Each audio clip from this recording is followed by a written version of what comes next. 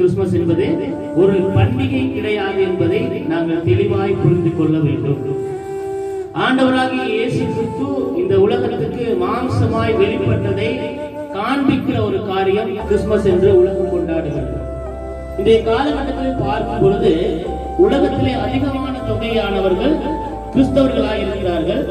அதிகமான மதுபானங்கள் விற்கப்படுவது இப்படிப்பட்ட ஒரு காலகட்டத்திலேயே. ஏனென்று சொன்னால் இந்த உலகம் பாவத்துக்கும் அடிமைத்தனத்துக்கும் தள்ளப்பட்டிருக்கிறது.